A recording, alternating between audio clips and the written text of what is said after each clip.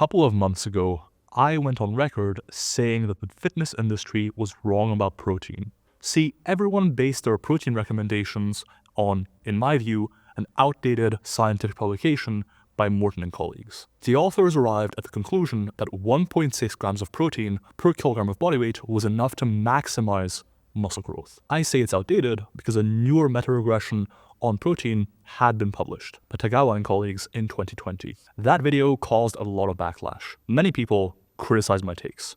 In this video, I'll address all the critiques. I didn't actually intend on doing this, as I suspected an article by Greg Nuckols would settle the debate. But as of today, the protein war rages on. I'll be relying on Greg's article on Stronger by Science to answer many of these critiques.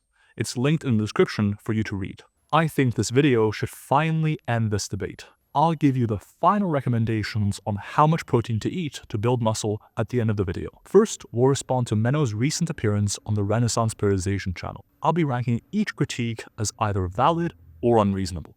You earlier made a social media post where you said, if I ever see Milo Wolf around any amount of protein, we're going to be fist fighting each other. Mm-hmm. And I want you to explain that.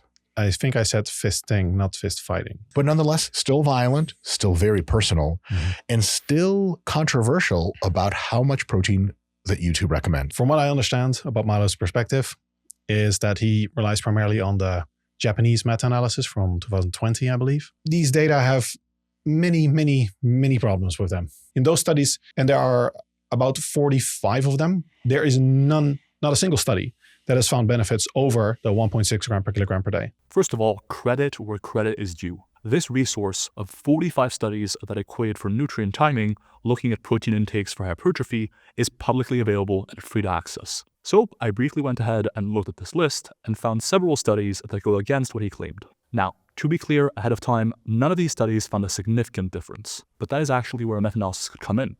By pooling the results of individual studies, finding small but not significant benefits, you can find that overall, when aggregating all the studies on high protein intakes, there could still be a benefit to protein intakes beyond 1.6 grams per kilogram, even when nutrient timing is matched. First, a 2014 study by Antonio and colleagues. They took 40 trained lifters and told them to keep following their usual training routine. In one group, they had a protein intake of 1.8 grams per kilogram, whereas in the other group, they had a protein intake of 4.4 grams per kilogram. From before to after the study, the lower protein group gained 1.3 kilograms of fat-free mass, whereas the higher protein group gained 1.9 kilograms of fat-free mass. That being said, one limitation of this study was that the lifting wasn't standardized. Lifters simply continued their usual routines.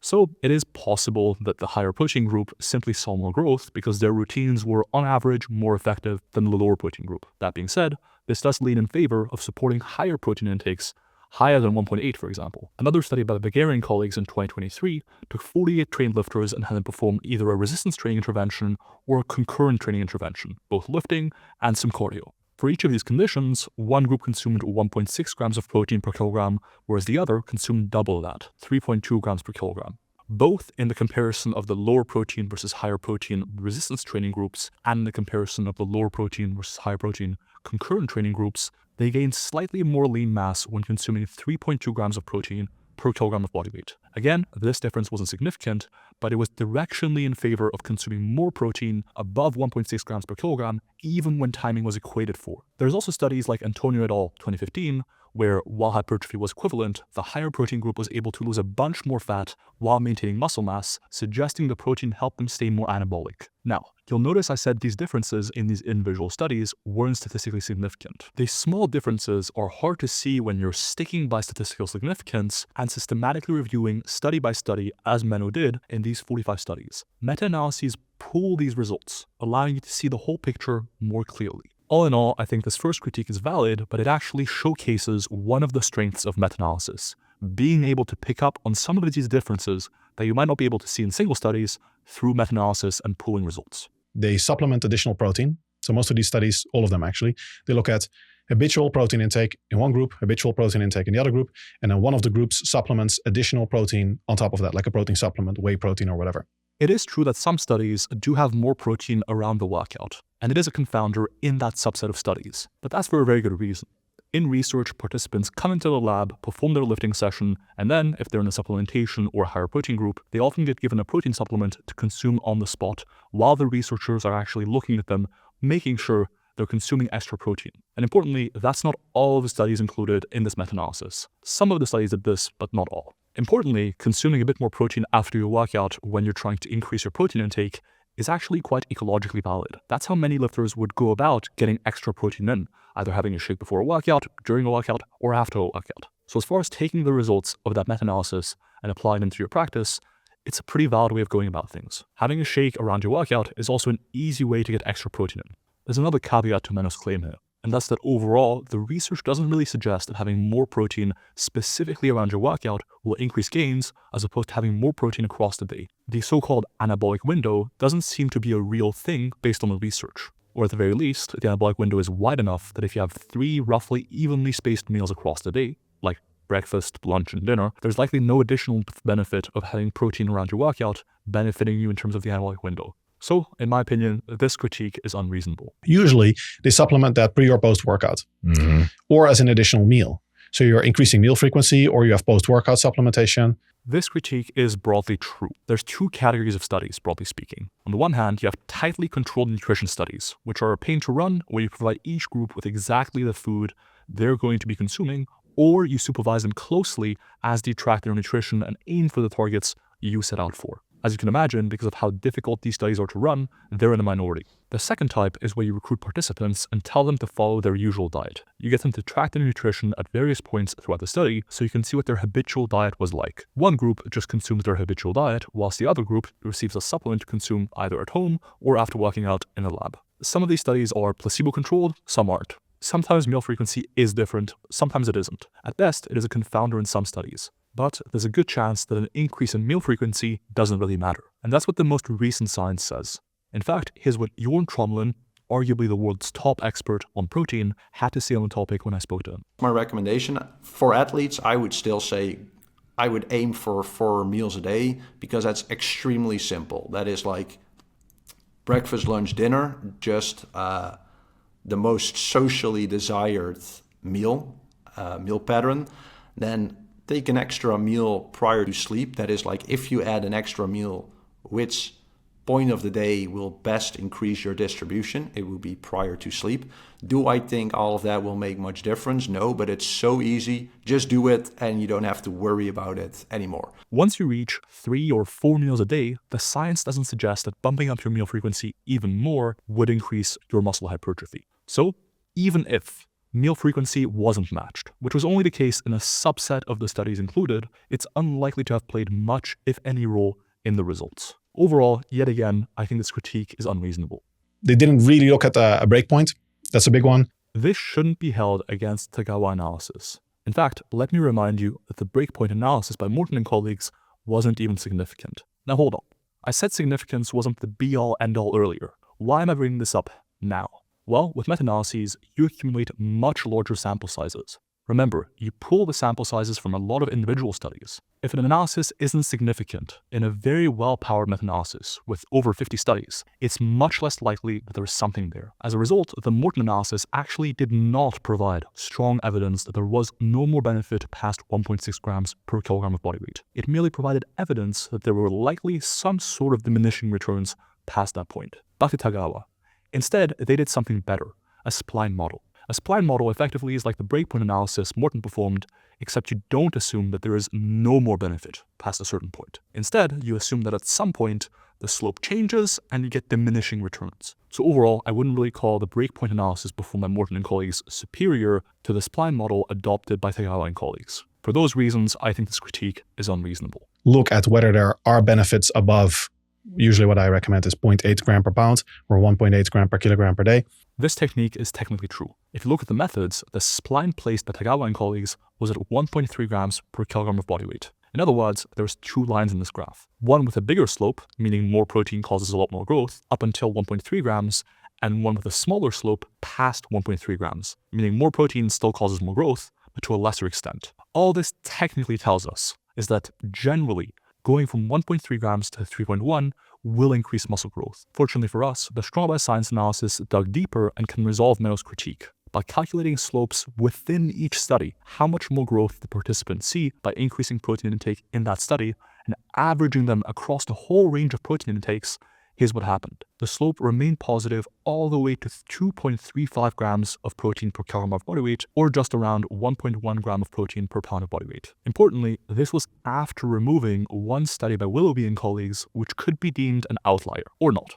If you include that study, the slope remains positive past 1.1 grams of protein per pound of body weight. Importantly, the slope no longer being positive past around 1.1 grams is mostly a result of a lack of studies versus extensive evidence suggesting that 1.1 grams is the ceiling. In other words, with more research into higher protein intakes, we very well could find that actually more protein, even past 1.1 grams per pound, would be beneficial for hypertrophy. The simple issue is we don't have those studies yet. So even if it does, we simply don't know yet. That's very different from saying there is no more benefit past 1.6 grams per kilogram. So overall, I think this critique is also unreasonable. Spoiler, I think this critique is actually pretty valid. They didn't report anything. They didn't report model fit statistics, R squared, model fit. I agree with this one. You have to do quite a bit of digging to find the exact studies included, and because of the number of studies here, the tables are a pain to navigate, which I did a lot of. But it can be done, as Greg showed it to. Into valid, this critique goes. Is that they included weight loss studies,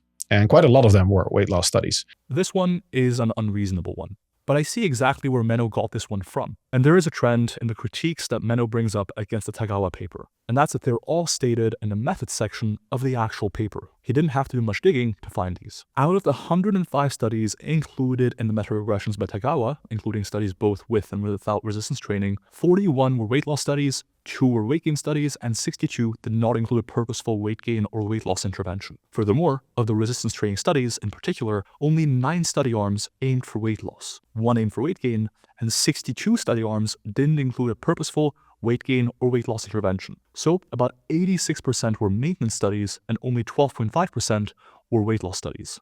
This is reflected in the graphs above. Adjustments for change in body weight had minimal impact on the meta-regression line for the analyses in lifters. And this brings me to my point as well. If only 12.5% of studies included, for lifters specifically, which is what everyone's been focusing on, are weight loss studies, and we're not even certain that being in a deficit influences the relationship between protein intake and muscle growth, let's slow down. It's unlikely that the 12.5% of studies really had a meaningful impact on the overall relationship observed between protein intake and hypertrophy. So yet again, this is an unreasonable critique, likely stemming from not actually doing research. Their normal protein intake decreased, and therefore the other group had an increase in protein intake because it's not controlled in these studies. It's just habitual intake. This is technically true, and it's something that Tagawa and colleagues actually mentioned in their methods. But there's something that Menno didn't mention here, which actually changes everything. On average, the habitual group, or the control group, decreased their protein intake by a whopping 5 grams per day. With the difference that small, it's unlikely to play any role in the findings whatsoever. For that reason, it's an unreasonable critique yet again. This next one is a point made by Mike Israetel and not Menno Henselmans. But when there's a very well-designed 10 studies inside of a subset of 100 that are meta-analyzed, and those 10 studies exactly ask the very rigorous question you're asking, and all of them say it doesn't work, it's really difficult to figure out how that situation could actually play out. There's some truth to what Mike is saying here. However, all studies on trained lifters that Greg found in his article found the benefit of going higher in protein intake, 3 out of 4 of which were going past 1.6 grams of protein per kilogram of body weight. So the studies in trained lifters, aka the population we care about, do generally still show a benefit of going past 1.6. In other words, the most relevant, important studies for us as trained lifters on protein do still find a benefit of going past 1.6. And that's not all. Whilst Menno Henselmans used to rely on studies based on nitrogen balance, which have a list of limitations I won't go into, but you can read Greg's article to find out more about them, there's a newer set of studies using indicator amino acid oxidation. This technique is generally viewed as more reliable when it comes to informing what is the highest protein intake that will still increase protein synthesis in the body. Now, this technique isn't perfect, and for a variety of reasons, it may still slightly underestimate how much protein you should consume to maximize anabolism. But in this set of studies, which is distinct distinct from the studies analyzed by Tagawa and colleagues, they generally also find a benefit of going past 1.6 grams of protein per kilogram of body weight. Instead, the protein intake for maximum anabolism is closer to about 2.4 grams per kilogram of body weight. For those reasons, while I agree with the sentiment, I think in this specific case, Mike's argument is also unreasonable. Yeah, so Milo's argument rested pretty much entirely on finding out that there was another Japanese meta-analysis. He didn't recognize the fact that the same researchers using better methods found, at least for strength development, that the earlier results of ours were very neatly replicated. Sure. Menno's right here. I never spoke about the strength meta-analysis because strength isn't hypertrophy. There's a whole article in Strong by Science about this, but the hopefully obvious takeaway, before I even tell you about the article, is that hypertrophy studies tell you more about hypertrophy than strength studies. Strength is quite multifactorial, especially in beginners or in the short term. And guess what? That's what most studies are looking at. For example, beginners gain a ton more strength than they gain muscle when they first start lifting. So, if you have a big meta-analysis on protein for muscle growth, and you have a big one for protein for strength, why in God's name would you expect studies lasting on average 12 weeks to be more informative than the hypertrophy meta-analysis? Additionally, replication is meant to be of the same study carried out again, usually with more power or a bigger sample size. These meta-analyses looked at two different outcomes. Yes, similar studies can still inform your understanding of a topic. No, the strength study is not a replication study for the hypertrophy one, Menno. For those reasons, yet again, an unreasonable critique. And they switched essentially to our method, which excluded weight loss studies. And then they found that for strength development, maximum gains occur at 1.5 gram per kilogram per day. So even a little bit lower, technically speaking. Yes, the second meta-analysis by Tagawa and colleagues on strength did exclude weight loss studies. They also excluded overfeeding, aka bulking studies. They lost out on some practical, relevant studies as a result, limiting how applicable the findings are to many lifters. Also, I've spoken about this at length, but no, the methods in their hypertrophy meta-analysis weren't bad. The reporting wasn't ideal. In fact, if the authors thought that their initial meta-analysis was so bad, why did they keep nearly all the other things about that meta-analysis that Menno mentioned the same? The methods weren't perfect. Better reporting would have been good. But at the very least, they were better than Morton and colleagues, which people still rely on. For example, they still use the spline model, which by the way, in the case of the strength meta-analysis, could have the exact opposite issue that Menno mentioned, where if the spline is placed too early, it can miss out on a potential benefit of higher protein for strength. They still looked at 2 or more weeks for each study. They didn't increase the threshold. They still didn't show the individual data points in their plots, which is something that Menno also points out for their first meta-analysis, but not the second one. They still didn't control for meal frequency. Why not? In my opinion, as I mentioned, most of these things are likely not things that are going to influence the relationship between protein and hypertrophy or strength, despite Menno thinking otherwise. That said, I feel like he should have mentioned those limitations to the second meta-analysis on strength as well, instead of simply saying that meta-analysis, which conformed with his prior belief, was better. For those reasons, I think the critique is also unreasonable. If I look at a group of people consuming 1.6 habitually, like their normal intake, that means 1.6 is the average. Mm-hmm. That's usually normally distributed, which means half the people in that study are consuming less than 1.6 gram per kilogram per day. There's a kernel of truth in this critique as well, but the same applies to not finding a benefit to higher protein groups. Like, in the higher protein groups, around half the people are also consuming less than the intended protein intake, which could argue is why you don't see a benefit to higher protein intakes. Since that argument cuts both ways, I don't think it's a particularly compelling reason to believe that higher protein intakes aren't better for muscle growth. There's also multiple confounding factors. So people who take in 2.2 typically are demographically more interested in optimizing hypertrophy and maybe sleeping better, training better, more attention to detail. They've seen better gains and thus have jumped on the wagon of gaining more protein because they have better genetics. Because you have shit gains either way, you're kind of like, fuck this. One thing Mike gets wrong here is that these are oftentimes experimental studies. Mike brings up the point that lifters in the higher protein groups are better lifters, aka there's confounders involved. However, that's unlikely to be true. In fact, nearly all of the studies, if not all of them, usually randomize participants into either the lower protein or the higher protein group. The quote-unquote better lifters don't get to just pick the higher protein group because they're so serious about building muscle. As each participant is randomized to the groups, it's very unlikely there's any meaningful difference in how good the lifters are in each group. And that's the case even in the studies where lifters are told to consume their habitual diet. Even in these studies that they're usually randomized, meaning you don't on average get better lifters in the higher protein groups. So I think this critique by Mike is unreasonable.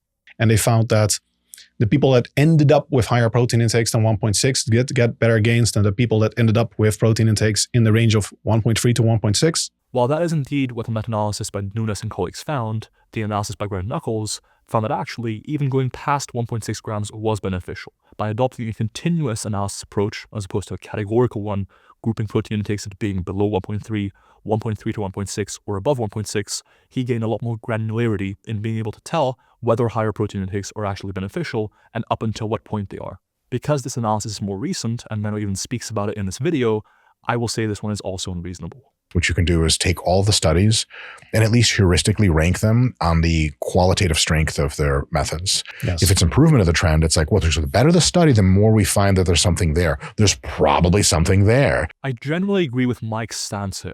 If better studies find a lower effect size or no benefit whatsoever, that is generally a bad sign for the effect of an intervention. However, in this case, the more rigorous studies that allow you to have a lot more control and measure these variables intrinsically are in fact the indicator amino acid oxidation studies, which generally still find a benefit up to around 2.4 grams of protein per kilogram of body weight, which is right in line with what Greg found in the intervention studies as well. So even with the better studies, there is still benefit to going past this. But I agree with Mike in concept, so this critique is valid. I'm certainly open to the possibility of higher intakes having like a marginal benefit. Mm-hmm. But I would say that we should have found that more consistently in individual studies at least. Yeah. I disagree with this one. We shouldn't necessarily have found a benefit in individual studies. As I mentioned earlier, individual studies often have relatively small sample sizes, and while there might be a small benefit of one intervention over the other, this difference with that sample size is unlikely to be significantly different. It's only when you then take these individual studies, where you might not have found significant differences, and you pull the results, that you'll be able to tell whether there is a true benefit and whether or not it is significant. In exercise science, in nutrition science, individual studies often simply don't have the statistical power to assess whether or not intervention is truly beneficial, especially when the effect is relatively small. This is a known issue within these fields, and it's why meta-analyses are so important. So I disagree with Menno's stance entirely here. And in fact, just looking at individual studies, as Menno did in his list of 45 studies, can be misleading. You can easily see patterns where there really aren't any. A more formal analysis, like a meta-analysis, allows you to be a bit more confident. Overall, yet again, an unreasonable critique. And current data simply don't support it yet. It's not an unreasonable hypothesis, but it also doesn't really mechanistically follow. Like a lot of people have some intuitive idea of like, oh yeah, it makes sense because it prevents muscle loss, or like then your body doesn't have to oxidize protein. By that same logic, I don't particularly think the supposed weight loss studies are an issue. Those were all the critiques made of my stance on protein by Menno Henselmans in the Renaissance Periodization collaboration. Next, we'll move on to Menno's original video. Many of the points made in these two videos overlap, so I'll skip to the good parts where he makes original critiques they didn't bring up in his collaboration. The third reason I'm incredibly skeptical of these results is that the researchers did not present their actual data. Yes, they actually did not present their data. The graph you see is just the theoretical graph of the model. It's what the model expects the relationship to be between protein intake and lean body mass or fat-free mass. First off, no, that is very likely the real output of the analysis. There are a variety of reasons for not showing the dots in a graph. For instance, simplification. Journals often have strict space or formatting requirements, encouraging authors to simplify visuals. Trend lines take up less space and convey key messages succinctly. Not showing their points can also help people focus on the trend line. Authors want to emphasize the overall pattern or relationship in the data rather than the variability of individual data points. The trend line can more easily illustrate the overall relationship between protein intake and hypertrophy. The final one, and probably the most important one, is data overcrowding. When the dataset is large, as was the case in the study, plotting all individual points can make the graph cluttered and difficult to interpret. While I agree the authors could have done a better job with reporting their data, I don't particularly feel this way about the individual data points on a graph. So, unreasonable. Not controlling for energy intake is particularly problematic because in some of the studies they actually co-administered carbohydrates with the protein. So again, we don't know if it's the additional carbohydrates, the energy intake in general, or the additional protein that made a difference for their lean body mass gains. Let's break down each of these claims. Regarding calories, the weight change adjustment does largely control for this. Additionally, most weight loss studies, or most overfeeding studies, tend to have both conditions in at least the same direction. If the higher protein group is aiming for weight loss, so is the lower protein group typically. That fact, alongside the adjustment in the model, I'm pretty confident calories are not the main thing driving adaptations here. Regarding additional carbohydrates causing the additional hypertrophy, the evidence is quite weak that is the case, that additional carbs can cause additional hypertrophy past a certain pretty low point. In fact, I find it interesting that Milo would bring this up, given that he's the lead author on this paper, which largely argues against high carbohydrate intakes being at all beneficial for muscle growth past 4 grams of carbs per kilogram of body weight per day, which nearly every study meets. So yeah, it's unlikely to be the extra calories or the extra carbs causing the initial hypertrophy. It's likely just the protein. Whether you like it or not, this is a fairly large data set, and the main variable being manipulated was protein intake. For those reasons, and given that Milo himself doesn't even necessarily believe what he's saying here, I'm going to put this one as unreasonable. To quote the authors, only 4 of the 105 articles included in this meta-analysis examined the dose-response relationship under identical conditions. So basically only 4 of the studies were actually really good comparisons, and the other 101 studies were confounded by at least one other factor. Yet again, in a continued trend, this is actually a direct quote from the paper, so it doesn't seem like too much research went into this one either. While there's a whole discussion to be had around additional confounding by including studies that aren't strictly controlled versus gaining additional power by including more studies, and that's not really the point here. The point I'm going to make is that the same thing applies to the Morton meta-regression. The Morton meta-regression is older, but had similar, albeit slightly more strict inclusion criteria.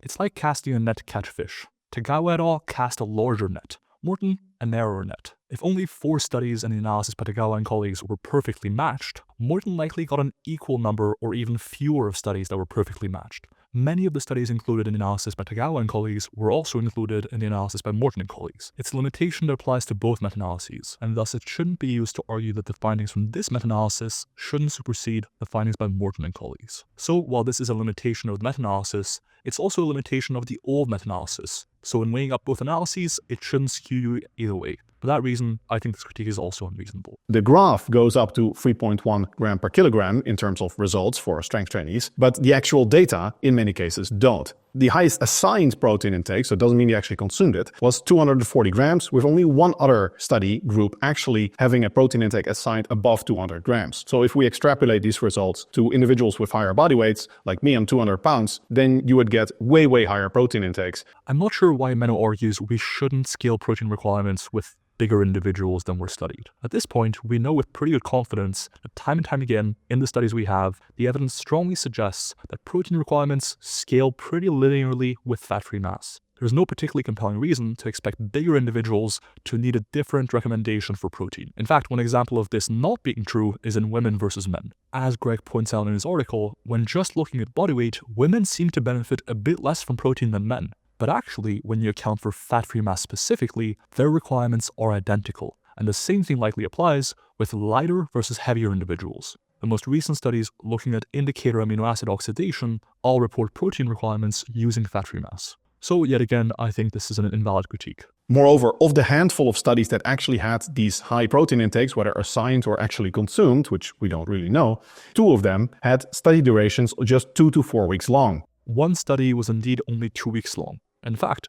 3 were only 4 weeks long. But that being said, the average study included was 13 weeks long. And this, on average, is plenty of time to detect the difference. This is also a strange doublethink, given that some of the studies in his list of 45 studies in his personal training course are also only 2 weeks long. For instance, the study by Helms and colleagues in 2015. Additionally, you can't really argue that 4 studies out of 72 studies is enough to make the results untrustworthy. Finally, there's even evidence that higher protein intakes can influence muscle growth in as little as 2 weeks. For those reasons, yet again, an unreasonable critique. Lean body mass gains, as you can see in the graph here, actually went down a little bit up to supplemental protein intakes up to about 0.5 gram per kilogram per day. Only after that point did they increase. So this would say that if you supplement a little bit of protein, it's going to hurt your gains. And then if you start supplementing a lot of protein, it's going to be good for your gains. Obviously, that makes no sense. Yes, the relationship up until around 0.5 grams of protein per kilogram of body weight is odd.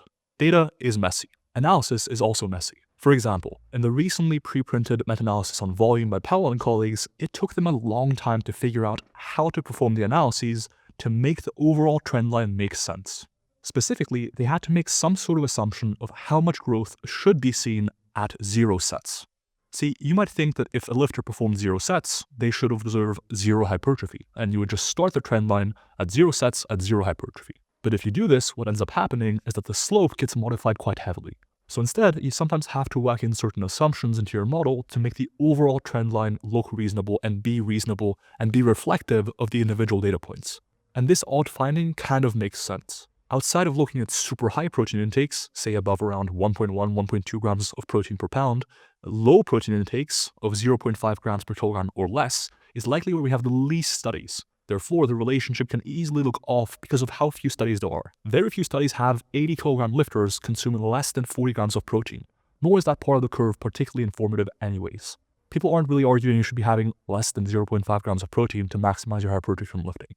While I personally agree this part of the graph looks goofy, I don't think that should be held against the overall findings. Again, an unreasonable critique. That wraps up all of my responses to all of the critiques I could find by Menno on my stance on protein. There is one more video that was made about me and my stance on protein though, and that's a video by Jeffrey Very Schofield.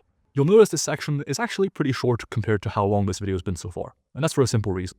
Most of the critiques that Jeffrey has, he straight up copied from Menno.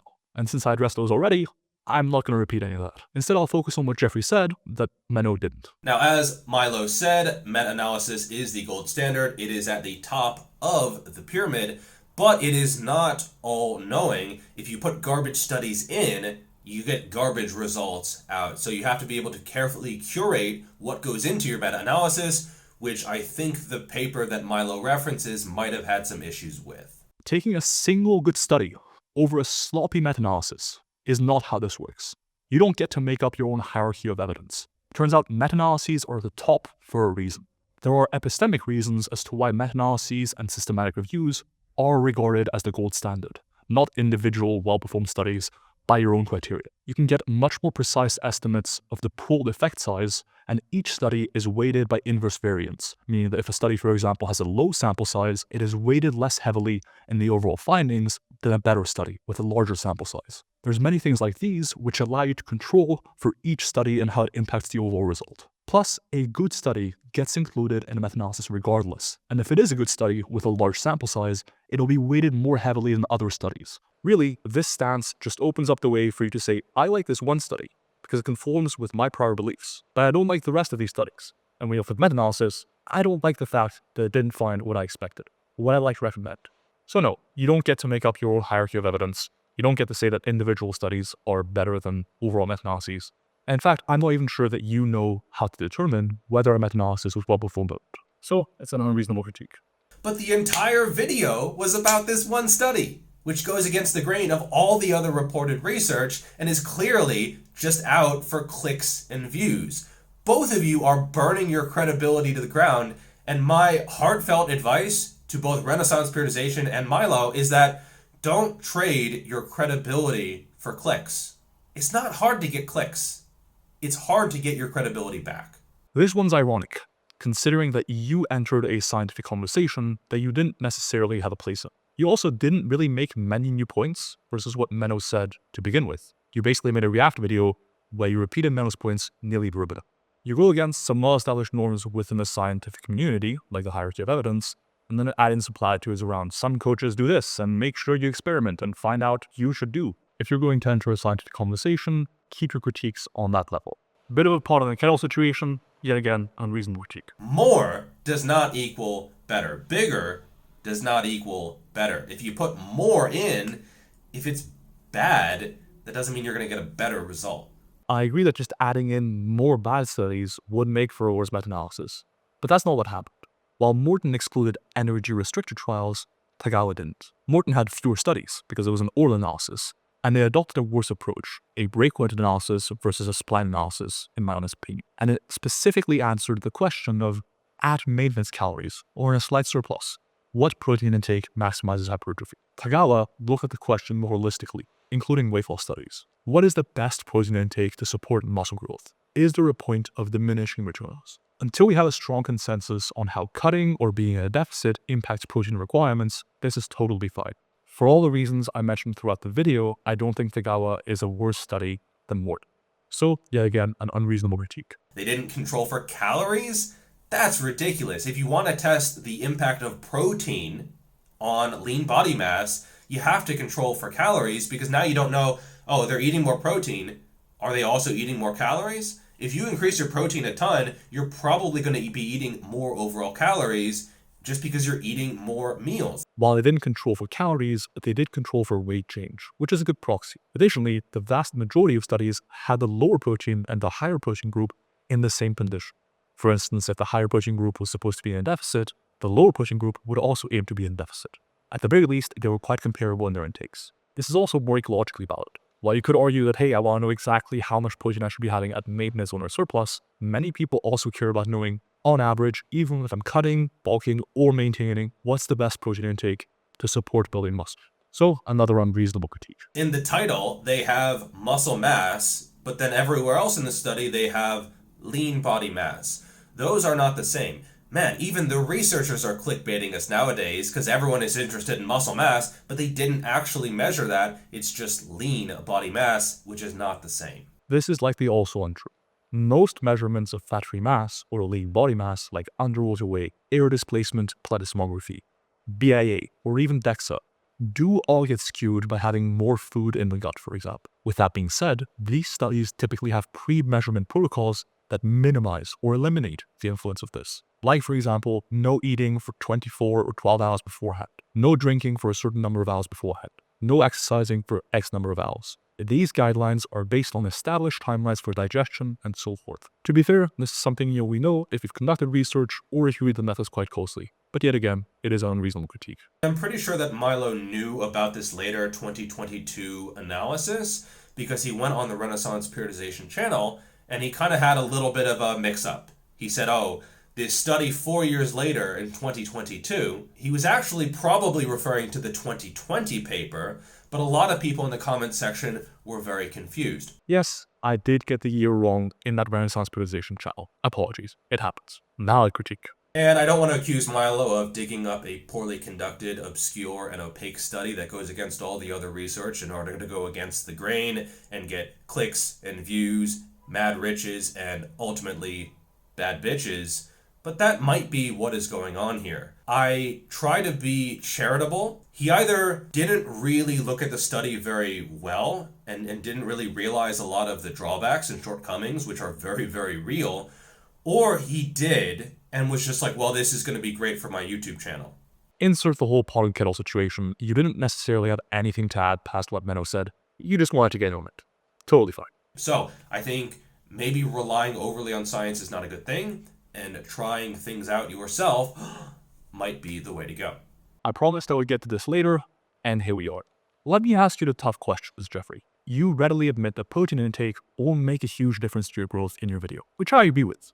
I think that boosting protein intake from, say, 1.5 grams of protein per kilogram to 2 grams of protein per kilogram or a bit more can make an appreciable difference, but it will be very, very difficult to detect in practice and even in studies. If we struggle to detect a difference in muscle growth in a meta-analysis in a large sample of 50 to 70 studies, in studies where we try our best to minimize confounders, do you really think you'll be able to tell from personal experience with limited measurement methods, with a lot of confounders, with a lot of noise, whether one protein intake works better for you or not? The answer is no. Personal preference is one thing, but you mean to tell me that, despite protein intake not making a big difference, you're better off going with your perceived personal experience and your results with different protein intakes? I just don't buy it. Unjustified critique. Whatever works for you, or just try it out and see if it works, are just the new platitudes in the industry. Most of these things play a small but appreciable role on your growth. Because of how small the effect is, though, you won't be able to detect a difference anyways. Yet again, an unreasonable critique, or even just an unreasonable piece of advice in general. If you put garbage studies in, you get garbage results out. This is true on principle, but like I mentioned earlier, the overlap in the included studies between Tagawa and colleagues and Morden and colleagues is actually pretty large. So, if you say that Tagawa is crap in, crap out, you should pretty much hold the same stance towards Morden and colleagues. And in fact, most meta-analyses in general. Because believe it or not, getting around 50 to 70 studies on lifters eating protein is actually a pretty large sample size and a pretty solid meta-analysis. Or, you could throw out the classic platitudes. So I'm going to be honest. If you go to GDS for opinions on scientific papers, don't. I'm not trying to appeal to authority here, but I do think that some formal training in science is critical when it comes to interpreting research papers. And this is apparent, where all the critiques made by GVS in this video are effectively rehashing Menno's. So, I've responded to every critique I could find in every video respondent. Where do we now stand with protein when all is said and done? I previously recommended 1 to 1.3 grams of protein per pound of body weight. But let me give you the takeaway from this Strong by Science article. The conservative estimate for maximum protein intake for muscle growth stands at 1.7 grams per kilogram of body weight, if you disregard 3 of the studies on high protein intakes. However, if you look at all of the evidence, there are studies finding more muscle growth at least up to 2.35 grams of protein per kilogram of body weight, or around 1.1 grams per pound. In fact, there's another study that found more growth with even higher protein intakes, though it may or may not be an outlier. To wrap things up, I'll give 2 recommendations, one for the maximalist and one for the minimalist. In my opinion, if you want to maximize growth, 1 to 1.3 grams per pound is still what you should do. While there's a chance going from 0.8 grams per pound to 1 or 1.3 won't increase muscle growth much, there's a decent chance it will. There's also no huge downside to eating a bit more protein. Plus, people aren't perfectly accurate, and neither are researchers with food logs. For the minimalist recommendation, getting close to 0.8 grams per pound will get you pretty close to maximum results in all likelihood. Spread this out over 3 or 4 meals a day, and you'll likely never have to worry again about meal frequency. This was hopefully the last video of protein I'm gonna have to make for a good while. If you'd like me to coach you, consider taking a look at the link above to see what I offer. Dr. Wolf, until next time.